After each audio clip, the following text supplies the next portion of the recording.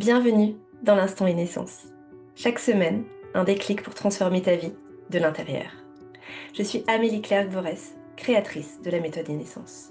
Ici, pas de recette ni d'injonction.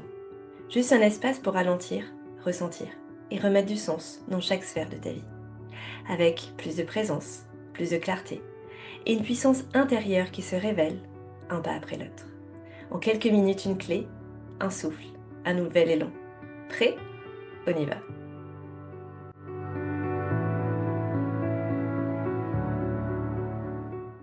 Aujourd'hui, c'est un épisode vraiment particulier. Un épisode où je me mets à nu, où je raconte sans filtre mon histoire, mes épreuves et mes renaissances. Pendant des années, j'ai évolué dans l'univers du luxe, avec des responsabilités, des voyages et une réussite extérieure. Mais derrière les paillettes, mon corps et ma vie personnelle me rappelaient à l'ordre. Dans cet épisode, je partage tout ce que je n'avais jamais raconté jusque-là.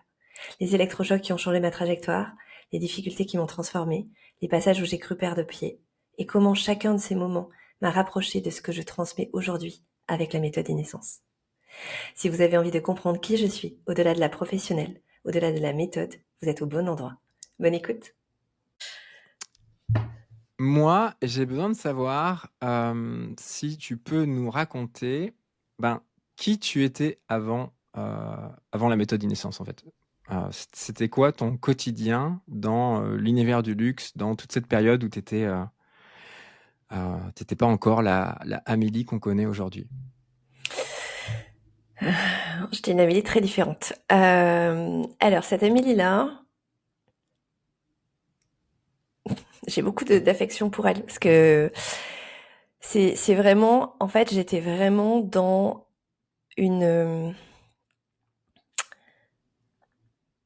dans l'accomplissement de ce que je voulais. De l'archétype de la working girl. De faire une grande école, avoir mon diplôme d'ingénieur, rentrer, j'ai fait mon stage chez L'Oréal Luxe, être embauchée à la fin, heu, continuer à évoluer.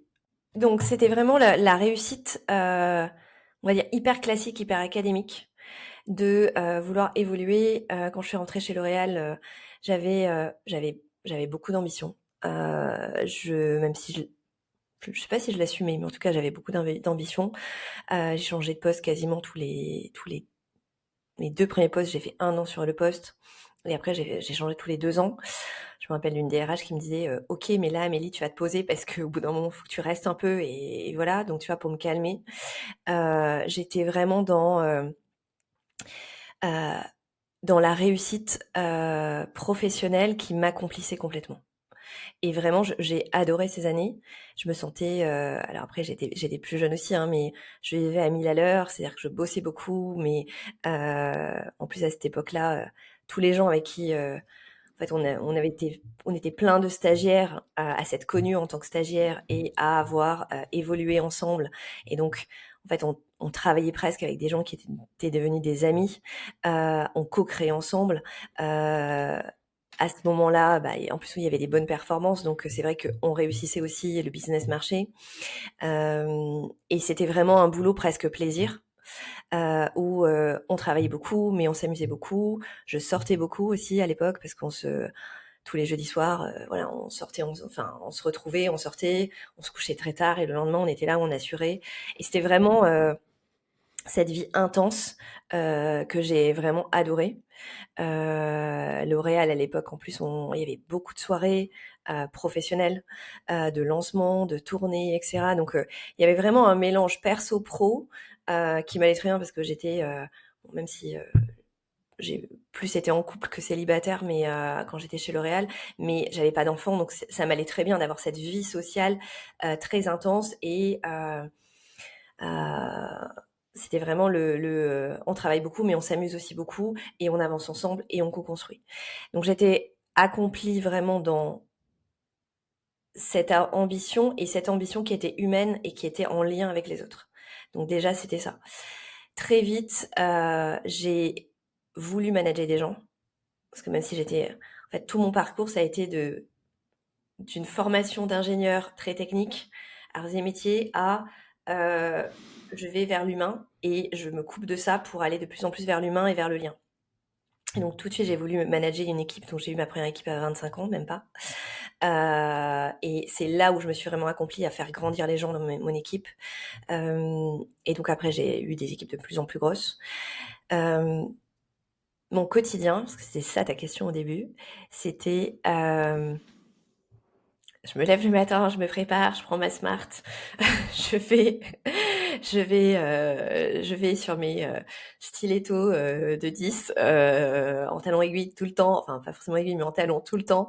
Je fais ma journée, j'ai mon déjeuner avec plein de gens du boulot, mais c'est à la fois du réseau, mais c'est autant de plaisir que réseau. Donc en fait, moi qui n'aime pas réseauter, je faisais ça hyper bien parce que c'était hyper authentique et sincère. Et c'était vraiment des bons moments, les déjeuners. Et puis après, on passe d'une réunion à une autre, et puis on crée des choses, et puis on est en contact avec les gens et on se sent utile. J'étais vraiment ça. Et le soir, je rentre chez moi. Je retrouve mon copain qui était pas encore, hein, qui est devenu mon mari après. On se fait un dîner, ou on dîne avec des amis, ou je vais au sport. Donc voilà, avec une vie qui est pas forcément très réglée, qui est très remplie. Le week-end où on sortait aussi pas mal et où je me reposais, où je dormais pas mal, je sentais que, enfin maintenant quand je le regarde avec ma vision d'aujourd'hui, j'avais besoin de ces temps seuls tels et de calme pour compenser l'intensité que je vivais, que je retrouvais le week-end. Et donc voilà un peu mon quotidien à l'époque. OK. Donc, tu parles d'une vie où, il y a clairement beaucoup de performance, beaucoup d'intensité, beaucoup de mouvement en tout cas et je me dis: «Qu'est-ce qui fait que ça s'arrête?» À quoi tu vois que tu peux pas continuer comme ça? Parce que quand je t'entends là, je te sens avec beaucoup de ouais, de nostalgie et de bons moments en tout cas de cette Alors, période-là. il y a pas de nostalgie parce que pour le coup, je n'aimerais pas du tout être encore là-dedans et je ne pourrais pas. En revanche, je garde un très bon souvenir de mes années en entreprise, en tout cas de cette époque-là. Pourquoi je change? Il y a eu plusieurs déclics. Hem, c'est qu'en fait, j'ai eu 2 déclics. Le vrai point, c'est quand je me suis rendu compte que les gens qui avaient 10 ans de plus que moi, leur vie, je ne voulais pas leur ressembler. Et que, en fait, j'étais vraiment il y avait un côté très aspirationnel à cette vie-là, et cetera, entre mes 20 et mes 30 ans. Mais quand je suis arrivée à 30 ans et que je me suis dit: «OK, en fait, les gens qui ont 40 ans, mais en fait, je veux pas leur vie». Donc là, c'était vraiment la première prise de conscience et j'ai eu 2 déclics. Le premier où, c'était vraiment, une big boss qui, avait 4 enfants,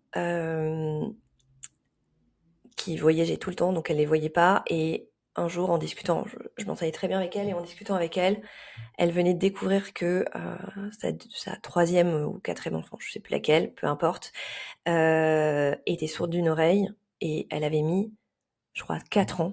Sa fille avait 4 ans.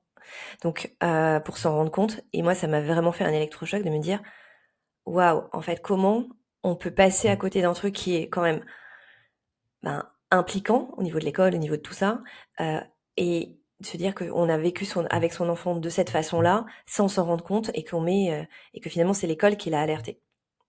Donc ça a été un premier déclic de me dire: «Waouh, est-ce que j'ai envie d'être ce genre de maman?» Et non, je veux pas, je veux pas que mes enfants soient éduqués par une nounou, par des gens, et que je les vois juste de temps en temps. Et donc en termes de vie personnelle, c'était vraiment pas ça à quoi j'aspirais. Et le deuxième déclic, ça a été pareil quand j'ai discuté avec quelqu'un qui avait 5-7 ans de plus que moi, avec qui j'avais beaucoup bossé et que j'aimais beaucoup. Elle avait une fille, et un jour, un café le matin, elle me dit, «En fait, L'Oréal aura eu, le deuxième enfant que je n'aurai jamais».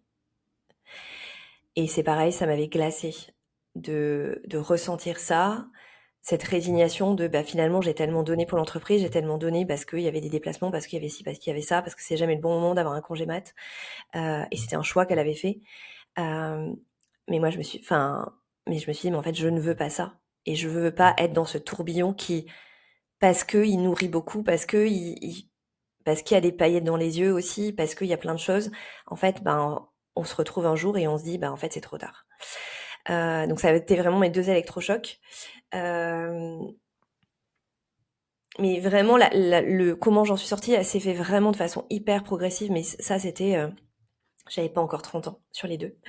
Euh, et après, ce qui s'est passé,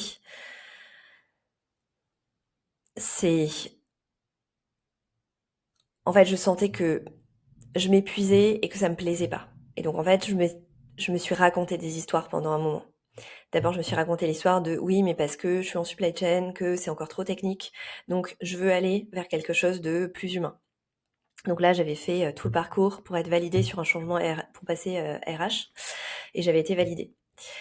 C'est au moment où on venait juste de se marier et donc il y avait quand même un projet d'enfant et donc en fait j'étais validée pour être DRH adjointe en usine, mais les usines ne sont pas sur Paris. Donc ça voulait dire vivre loin de mon mari et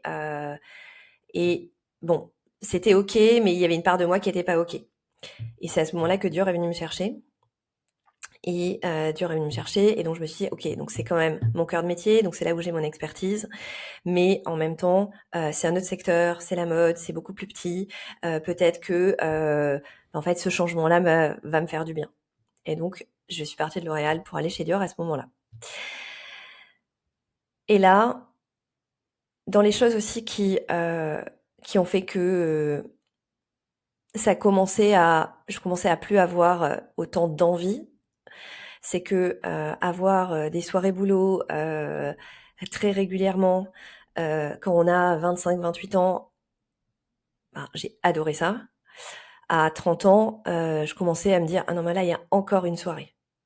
Donc à me dire non en fait j'ai moins envie de ça. J'ai plus envie de passer des soirées avec mes amis, avec mon mari, avec mes proches.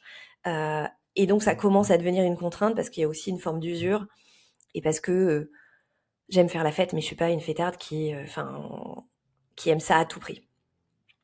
Donc il y a eu ça aussi, il y avait une forme d'usure sur ça. Et donc après, je suis allée chez Dior. Et chez Dior, j'ai rencontré ce qui est une entreprise, on va dire, plus classique. C'est-à-dire que, en tout cas, pas une entreprise où on a grandi. Enfin, en fait, moi, j'étais un bébé L'Oréal et j'ai grandi avec L'Oréal. Donc j'ai intégré tous les codes. Je connaissais tout le monde, j'avais un réseau énorme. Et donc là, je suis arrivée. En fait, il faut recréer des choses. Et là, ça devient un travail, alors que j'étais sur un travail beaucoup plus émotionnel et beaucoup plus nourrissant parce qu'il y avait du lien, parce qu'il y avait beaucoup de choses humaines derrière chez L'Oréal. Et donc chez Dior, ben j'avais la part. En fait, là, j'avais un vrai travail et avec peu de choses à côté, avec peu de liens, mais parce qu'aussi quand on change de boîte, là j'avais 31 ans, je sais plus. Euh, Bah, je pense que on fait plus les mêmes liens à 30 ans que quand on en a 25 et qu'on va boire des coups, voilà, parce que je vois mes stagiaires ou les gens de mon équipe plus jeunes chez L'Oréal faisaient ça, mais moi j'avais plus envie de faire ça, j'avais plus enfin, j'étais dans une autre période de vie. Et donc là, il y a eu L'Oréal, il y a eu Dior, pardon, et dans cette partie-là, là j'ai commencé à me dire, ok, est-ce que ça a du sens? Et après, les 2 électrochocs, ça a été mes 2 grossesses. La première qui a été une vraie pause. Euh, Parce que finalement, c'était tellement intense. Tu tellement dans une autoroute avec des œillères que tu te rends pas compte est-ce que ça a du sens. T'as pas le temps de te poser de questions. T'as juste le temps de te reposer, de profiter de ta vie à côté, ta vie perso, et d'essayer de tout faire rentrer dans le temps que t'as. Et donc, première grossesse, là, je me suis vraiment dit, ok, premier électrochoc. Et à ce moment-là, j'ai aussi mon corps qui a commencé à me donner des signaux j'ai des problèmes, enfin que j'avais déjà chez L'Oréal, hein, mais il y a eu ce phasage en parallèle où à la fin chez L'Oréal et chez Dior ça a été pareil, j'avais quasiment tous les hivers j'avais besoin d'être arrêtée une semaine tellement j'avais des problèmes de ventre, des douleurs et on trouvait rien. Et donc le corps parlait et dès que je m'arrêtais une semaine, bah en fait ça rentrait dans l'ordre.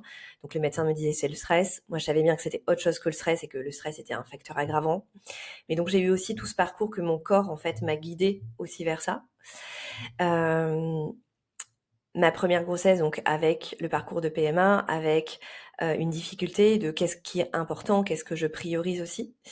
Et donc cette première arrêt où bah, en fait je reviens à du sens, je reviens à du temps pour moi, je reviens à quelque chose que je n'avais jamais connu jusque-là et qui me fait voir la vie différemment. Je reviens, je change de poste, j'arrive dans un contexte qui est très tendu, c'est vraiment la crise, enfin voilà, les asiatiques viennent plus trop en France donc en fait, il y a au niveau du business, ça se tend, donc forcément ça tend sur toute la chaîne et en intérieur sur tous les collaborateurs, là, j'ai vraiment une partie professionnelle où j'ai presque du harcèlement, où c'est compliqué et là, je me dis: «OK, non, en fait, je veux tenir pour avoir mon deuxième enfant, et après je changerai de poste, après je changerai de boîte, mais il faut que je tienne». Donc je suis vraiment dans ça et je me rends compte qu'en fait, ce que je fais, ça ne me plaît pas, que ça a pas de sens, et là, j'ai un déjeuner avec, une personne de mon équipe, qui était partie faire des retraites de yoga silencieuse, enfin voilà, de vraiment, dans un truc complètement différent. Et on déjeune ensemble et donc je lui parle que moi j'ai du magnétisme de naissance, que, chez L'Oréal et enfin voilà, j'ai mal à la tête, Amélie, machin et donc en fait, j'enlevais la douleur comme ça, mais c'était toujours presque tu vois, une joke et un petit truc en plus, quoi mais c'était toujours là en moi quand même et et donc là, cette personne avec ce déjeuner me fait vraiment un déclic, donc je lui raconte ça. Je lui dis: «Mais moi, je sais que si un jour je change, ça sera pour aller vers ça. Ça sera pour aller vers, quelque chose de, utiliser mes mains, utiliser ça, cette énergie, et aider les gens. Mais bon, je vais pas, ouvrir un cabinet en marquant magnétiseur sur la porte. Parce que, parce que là, je me dis: «Non, mais en fait, jamais ça va fonctionner, parce que, c'est pas reconnu, parce que, ça fait charlatan», et avec toutes les histoires que je me mettais derrière. Et donc, et là, elle me dit: «Mais pourquoi tu avances pas sur ça?» Enfin bref, dans toute la discussion et puis elle me dit: «Mais tu as qu'à taper magnétiseur sur internet et tu écris aux 3 premiers». Et là, je lui dis: «Non, mais moi je crois à la synchronicité de la vie, aux rencontres, donc si ça doit se faire, ça se fera, mais voilà». Mais vraiment, j'étais en souffrance dans mon boulot à ce moment-là. Et j'arrive et là, bref, je sais plus ce qui se passe, mais genre j'ai un truc qui me gave, mais vraiment profondément. Et donc je me dis: «Non, en fait, je vais sur internet, je tape magnétiseur Paris et j'écris aux 3 premiers». Et là, ça a été le démarrage de ce switch où, il y en a un qui me répond, il me dit: «Ah bah oui, si tu veux, on déjeune ensemble». On déjeune ensemble. Il me valide quand même que oui, oui, j'ai ça dans les mains, que oui, j'ai cette capacité à guérir, et il fait des formations. Et et là, ce qui est génial, c'est que quand on commence à être sur le chemin, la vie nous aide vraiment à accélérer le chemin. Donc il fait des formations, mais genre à 2 heures de Paris. Moi, j'ai ma fille qui a 6 mois, donc j'ai pas du tout envie de partir un week-end pour faire ça. Il me dit: «Non, mais si tu veux, je peux organiser une journée de formation, à mon cabinet à Rueil». Je dis: «Bah, écoute, ouais, carrément». Je lui donne des dates. La semaine d'après, il m'écrit: «Bah, OK, c'est bon pour tel samedi. Tu viens la journée à Rueil et je fais la formation, j'ai trouvé d'autres personnes». Et donc je fais ma première formation en magnétisme là. Et donc et et donc ça a été le début. Et après donc je suis allée me dire: «Non mais oui, le magnétisme, mais je veux quelque chose de plus reconnu, de plus, concret, de plus légitime». Et sur tout de mon côté, avec mon mal de ventre, avec tout ça, en fait, c'est l'Ayurveda qui, m'avait soignée et donc très naturellement, je me suis dit: «Ben, en fait, et si je me formais en Ayurveda?» Donc je me renseigne, mais c'est une formation de 3 ans, c'est plein de week-ends, c'est des semaines. Je me dis: «Non, mais avec le rythme que j'ai, c'est pas possible». En plus, dans la mode, enfin, il y a la Fashion Week, donc on bosse pendant 10 jours, non-stop, quasiment nuit et jour. Enfin voilà, on commence le matin et on finit à 2-3 heures du mat et puis, on bosse le week-end. Et donc je me disais déjà ça, enfin déjà c'est trop en termes familial de ce que ça coûte pour ma famille. Je vais pas rajouter, puis j'ai pas l'énergie de faire une formation. Mais voilà, ça commence à mûrir, en tout cas cette réflexion. Et là, je tombe enceinte de ma deuxième. Donc là, donc grossesse triple, et avec toute la difficulté, la transformation et le cadeau que ça m'a apporté. Je suis capable de le dire aujourd'hui parce qu'il y a eu du temps, mais grossesse triple, donc au bout de 3 mois, donc je suis arrêtée, enfin, j'apprends quand je suis enceinte, en vacances, c'est dès l'été.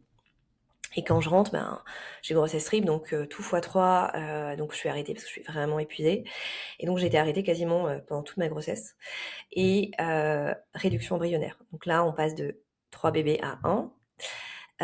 On les laisse. Donc c'est tout le rapport à la vie, à la mort, en fait, je force la vie et après je dois choisir de donner la mort.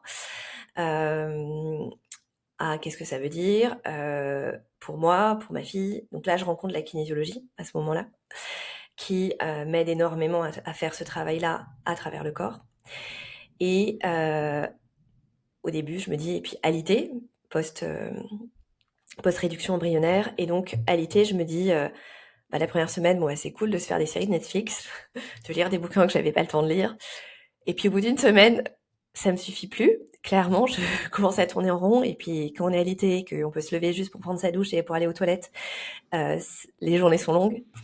Et donc, je commence à aller revoir toutes les écoles d'Ayurveda et à les contacter, de dire, en fait, voilà ma situation, je veux me former, est-ce qu'on peut pas faire une formation spéciale? Et donc là, il y a une personne qui me dit, ok, je te forme en individuel sur Skype à l'époque, parce que Zoom n'existait pas. Et donc je fais ma formation. Et donc je me forme en étant alité. Et donc voilà, petit à petit, je me forme, je me rends compte que finalement, ces 2 bébés m'offrent le temps de formation que j'avais pas. Et donc je passe ma grossesse comme ça. Je travaille mon business plan, je travaille le nom de la méthode. La méthode des naissances était déjà là.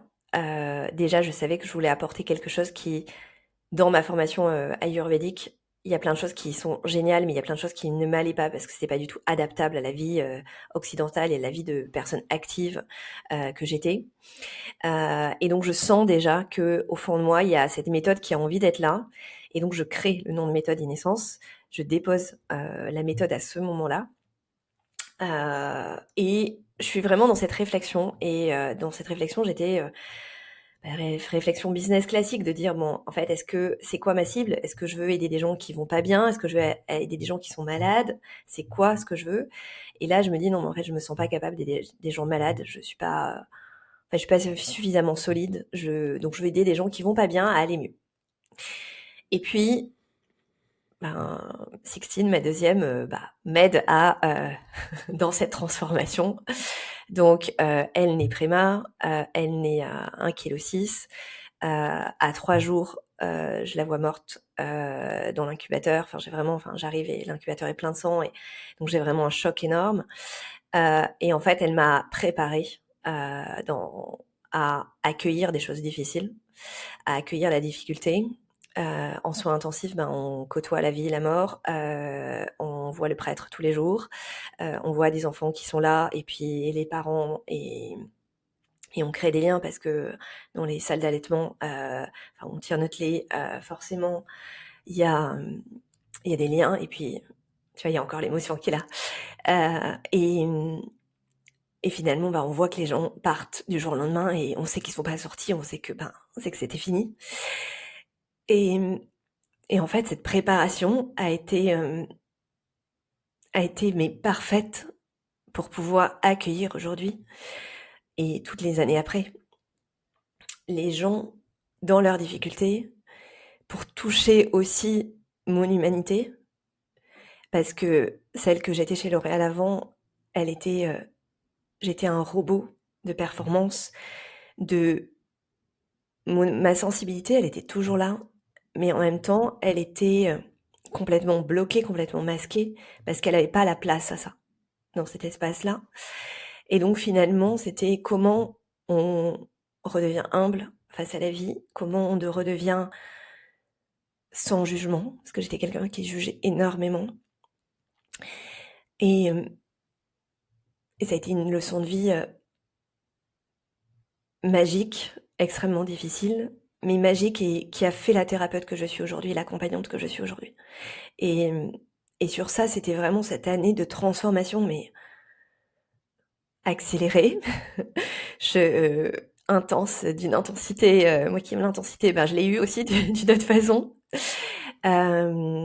Et après, avec la chance que Sixtine n'a fait que, il y a eu ce gros choc à 3 jours, mais après, elle n'a fait que grandir, que aller bien et que s'en sortir. Donc voilà. Ça m'a fait aussi beaucoup côtoyer le médical, beaucoup comprendre des choses sur plein de choses. Tu vois, là, j'ai ça qui vient. Je sais pas si ça vient de là ou pas, mais en fait, en fait, c'est le rapport au souffle. Et je sais pas si je suis allée au Brisfork après, grâce à ça, et si j'enseigne le souffle de cette façon-là, grâce à ça, mais le souffle, c'est la vie, mais vraiment. Et, et dans ces moments-là, en fait, c'est pas juste une tagline marketing. On le voit, on le vit, on regarde les constantes, et, et en fait, on respire avec son enfant, et on sait à quel point, mais en fait, c'est ça qui est le plus important que tout. Et ouais, tu vois, je fais lien avec le Brisfork. Peut-être que, je sais pas, si, si je suis allée sur le souffle grâce à ça ou pas, mais c'est possible. Et donc, bah, il y a eu cette période de transition et ça a vraiment fait que je suis devenue une autre personne.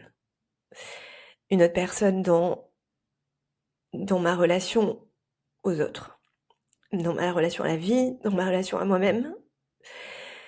Et, et en fait, là, pour moi, c'était impossible de revenir où j'étais. De revenir et de me dire que parce que je suis la responsable et qu'il y a Madame Untel qui veut une paire de choses à la boutique de Montaigne et que cette paire de choses dans cette taille-là est à la boutique de New York et que c'est moi, parce qu'il faut vraiment que ce soit validé et que ce soit sûr et certain qu'il n'y ait pas un bug qui m'occupe de faire le transfert et que je passe mon après-midi à ça. En fait, c'était pas possible, tu vois. Le grand écart, il était beaucoup trop grand. Et, euh, et la vie est parfaite parce que en plus de ça, quand ma boss de l'époque, enfin, il y avait eu, en un an, il y a eu pas mal de changements, m'appelle pour me dire, bon, bah voilà, il y a des changements dans l'équipe. Et les changements qu'il y avait, c'était encore plus impossible que j'y revienne. Et à ce moment-là, il y a Lacoste qui m'a chassée. Et ça, c'est hyper drôle parce que j'avais pas encore accouché, j'ai postulé parce que je vois une offre sur LinkedIn.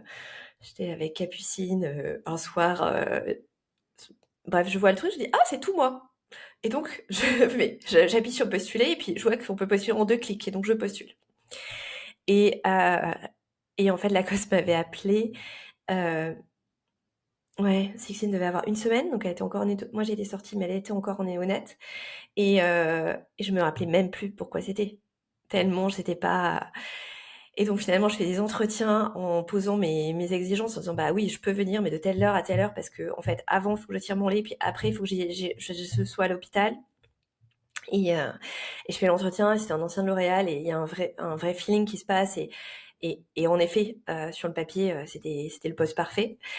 Et puis moi, j'avais aucun enjeu. Enfin, honnêtement, j'étais dans un autre monde et avec d'autres priorités. Et donc finalement, ouais, ça se fait pas avec Lacoste parce que bref, le poste était trop junior. Et puis ça se refait, il m'appelle juste au moment où je me dis non, en fait là, je peux pas revenir chez Dior, c'est vraiment pas possible. Et là, il change le poste et donc ça se fait. Et donc voilà, je reprends une vie un peu plus normale avec 2 enfants en bas âge. Et pendant l'été, donc là j'étais encore en congé mat, je me dis si je veux créer mon entreprise, euh, en fait il faut que tout soit fait avant que je démarche chez Lacoste parce que un gros poste, parce qu'une grosse équipe qui était sur 2 sites en plus, où j'avais un déplacement toutes les semaines à l'usine à 3. Et, euh, et donc je crée, donc c'est là où je dépose le nom de la méthode, c'est là où je crée mon premier site internet, je crée ma première carte de visite et je me dis, en fait j'accouche aussi de ça euh, cet été-là. Et je me dis, on verra bien ce que ça donne et la vie va le faire. Et donc je démarche chez Lacoste en leur disant, et donc c'est un peu la blague de quand il y a des déjeuners d'équipe où ah ben Amélie, t'en penses quoi de l'alimentation, de ci, de ça, mais bon voilà, et personne n'y croit vraiment. Mais moi ça me va parce que je sais pas où je vais et je commence à offrir des séances donc d'Ayurveda et et donc le soir. Donc là, mes journées, ça ressemble à... Je pars le matin à 8h, je rentre à 8h le soir. De 8h à 8h30, je suis avec mes filles. De 8h30 à 21h30, je dîne avec mon mari. Et de 21h30 à 22h30, je fais des consultations. sur Skype. Et donc là, période intense, période où je réalise que, en fait, je suis exactement à la bonne place. Parce que je rentre de ma journée épuisée, je sors de mes consultations à 22h30, 23h, boostée en énergie. Et donc là, je me dis, ok, mais en fait, ça me donne de l'énergie vraiment de voir ça. Je me sens vraiment à ma place. Je me rends compte que même si j'offre les premières séances, parce que là, on se parle de ça il y a 8 ans, en fait, l'Ayurveda n'était pas du tout connu. Donc, j'offre la première séance, puis finalement, les gens reviennent, ils paient, ils ont des résultats. Donc, je me rends compte que finalement, ce que j'ai appris, j'arrive à avoir des résultats chez les gens. Donc, ça me dit, ok, ça me plaît, ça me donne de l'énergie et j'ai des résultats. C'est quand même efficace. Parce que cette efficacité, elle reste. je n'ai pas lâché ça, l'exigence et l'efficacité. Et donc, petit à petit, ça va sur ça. Je me rappelle, donc là, je démarre ça en septembre. Aux vacances de Toussaint, en octobre, je me rappelle en discuter avec mon mari de « Ok, je sais au fond de moi que je vais basculer. La seule question que j'ai, c'est quand ?» Et donc, je lui dis « Non, mais bon, voilà, je vais basculer. Tu penses que ça sera quand ?» Et là, il me dit « Je pense, non, mais quand les filles seront à l'école. » Et là, je fais « Oh !» En sachant que l'aînée, Capucine, n'était toujours pas à l'école. Et donc là, je me dis « C'est dans 3 ans. Mais je peux pas tenir ce rythme-là pendant 3 ans, c'est pas possible. » Et donc je me dis ok, parce que une conversion c'est aussi un projet d'équipe et de famille, et que en fait il faut que ça soit au rythme de tout le monde aussi. Et donc au fond de moi je me dis waouh, bon. Et au fond de moi je vois que c'est pas juste et qu'il faut que ça aille plus vite que ça. À partir de janvier, je prends un cabinet tous les samedis, en plus physique, pour voir qu'est-ce que ça donne de consulter. Parce que c'est ce que je dis souvent à des gens qui veulent se reconvertir. Oui, mais est-ce que vous êtes prêts à entendre des gens qui vont mal toute la journée? Et donc, je voulais aussi tester quand on enchaîne des gens, concrètement face à des gens, comment je suis. Et j'adore ça. Et petit à petit, donc j'attends encore un peu avant d'annoncer à Lacoste. Et puis là, c'est mon corps encore qui me dit stop. Donc j'ai une pneumonie. Donc alors que j'ai jamais eu de bronchite de ma vie, là, je fais les choses pas à moitié. Le Faut souffle te m'arrêter. rappelle? C'est ça, le souffle me rappelle, exactement. Donc, donc voilà. Et, et donc, je m'arrête et quand je rentre, je dis parce que j'ai besoin que. Donc je dis, en fait, je veux partir. Ce projet prend plus de place et plus d'ampleur que ce que je pensais. Mais par contre, je pars pas en claquant la porte. C'est-à-dire que je finis l'année et je m'arrête en juillet, avant les vacances et voilà, je finis une année complète. Donc, petite période de négo parce que ça n'a pas forcément été simple, ça n'a pas forcément été bien pris parce que forcément il y avait un projet derrière mon arrivée, mais finalement j'y arrive et donc je me lance vraiment à temps plein l'année d'après. Voilà. Ok. Tu veux que je continue ou on s'arrête là? Non, ça va. C'est bien plus que ce que je m'attendais, mais c'est hyper intéressant. Si on accélère un peu le temps, du coup, tu t'installes en tant que thérapeute. Je sais que tu vas aller remplir toutes les cases qui manquent, c'est-à-dire que tu vas parfaire ta formation, tu vas rajouter plein de cordes à ton arc et d'aller voir plein de pratiques différentes. Et donc, t'es thérapeute, t'exerces en cabinet pendant quoi? Pendant 8 ans? Ouais, pendant 8 ans et je continue. Ok. Et ce qui m'intéresse, c'est de savoir comment tu passes de c'est bon, je suis installé en tant que thérapeute, je continue à grandir et à progresser dans ma pratique, à je veux transmettre ma vision. Ouais, je veux transmettre ma vision, ma méthode, ce que j'ai perçu et compris qui est vraiment important. Alors avant de vouloir transmettre, j'ai tout ce qui a fait que j'en suis là aujourd'hui, c'est que en fait, j'ai commencé par l'Ayurveda et très vite, je me suis rendu compte que parler d'alimentation, rééquilibrer l'alimentation des gens, l'hygiène de vie des gens, si on touche pas à l'émotionnel, en fait, on n'y arrive pas. Donc, il me manquait toute la partie émotionnelle. Donc, c'est pour ça que je suis allée sur la kinésiologie. Avec la kinésiologie, j'ai vu aussi des limites. En fait, à chaque fois, j'ai vu certaines limites et donc je suis allée chercher les pratiques que ce soit la mémoire cellulaire, que ce soit le souffle, que ce soit, voilà, les neurosciences, parce que je voyais des limites à ce que je savais. Et ce qui m'a toujours guidée, c'est que, en fait, pour moi, un thérapeute, un coach, un accompagnant, peu importe comment il s'appelle, ma vision, c'est qu'on est là pour aider les gens à s'autonomiser et à ne plus avoir besoin de nous. À arriver à un équilibre, à un alignement interne qui fait que on n'a plus besoin, en tout cas, on peut voler de ses propres ailes. Après, il peut arriver d'autres choses, on a à nouveau besoin d'accompagnement, mais que cette autonomie était... Enfin, pour moi, l'autonomie, la liberté et le fait d'être autonome, c'est quelque chose qui me guide, mais depuis mon enfance. À 6 ans, je faisais mes valises et je voulais être autonome.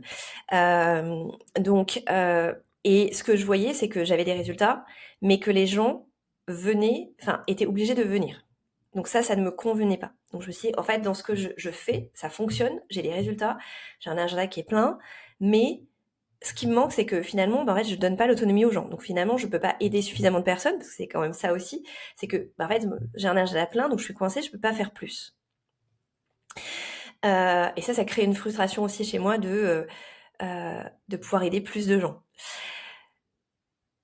Je me rends compte aussi que avec toutes les formations que j'ai faites, j'accumule de la connaissance et que petit à petit, naturellement, je ne fais plus rien, entre guillemets, dans les règles de l'art, mais que ma méthode se dessine et qu'il y a quelque chose qui prend une autre forme que j'avais pas forcément anticipée et que plus je m'écoute, plus je vais sur ça, plus je deviens moi-même l'outil, plus j'ai des résultats puissants et rapides. Donc,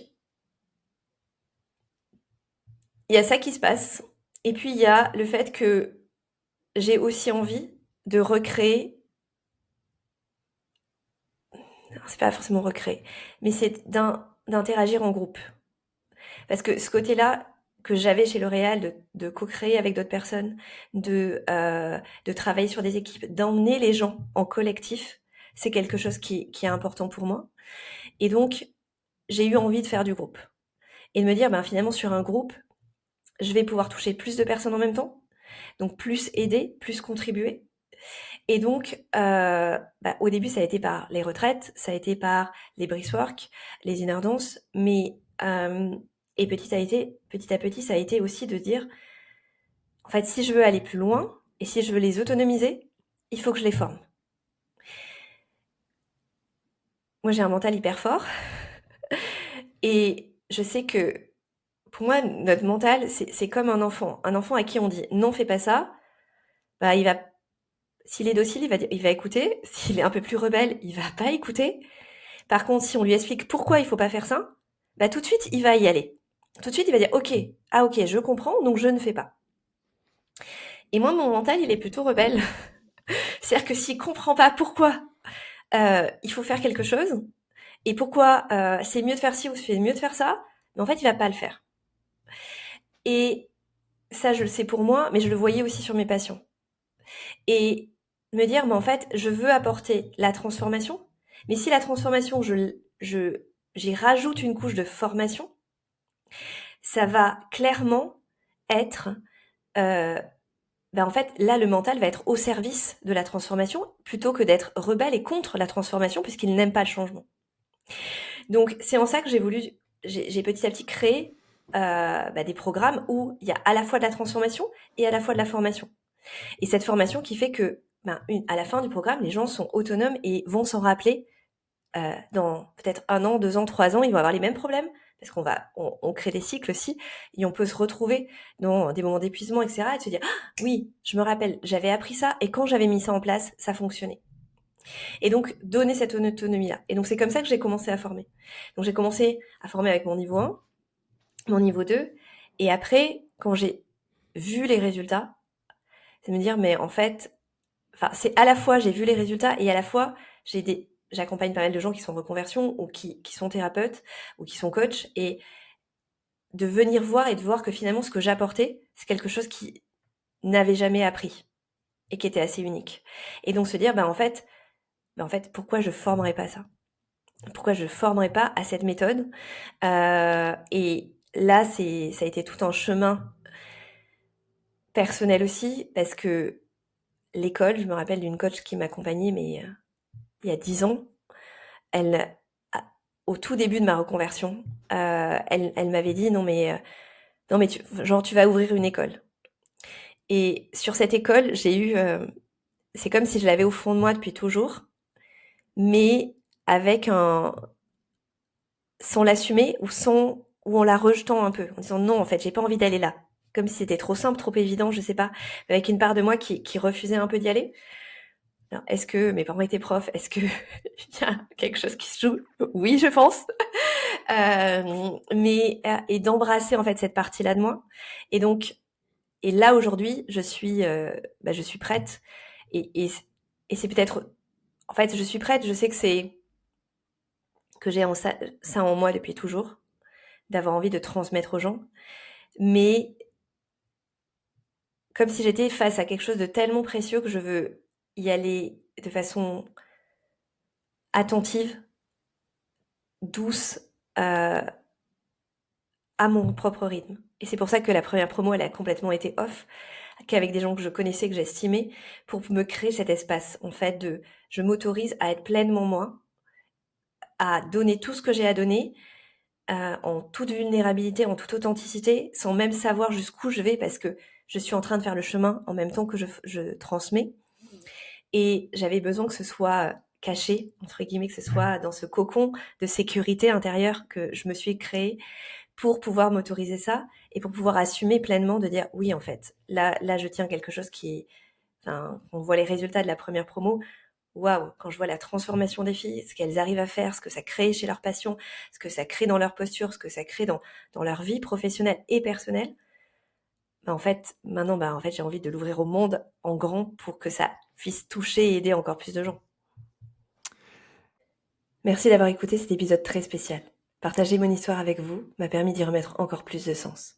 Ce que vous venez d'entendre, c'est mon chemin. Dans le prochain épisode, je vais vous parler de la suite. Qu'est-ce que la méthode e-naissance? Comment elle est née? Comment aujourd'hui je forme des accompagnants à la transmettre à leur tour? Alors je vous donne rendez-vous dans la partie 2 pour rentrer dans le cœur de cette méthode qui est devenue ma vie et ma mission. À tout de suite dans l'épisode suivant.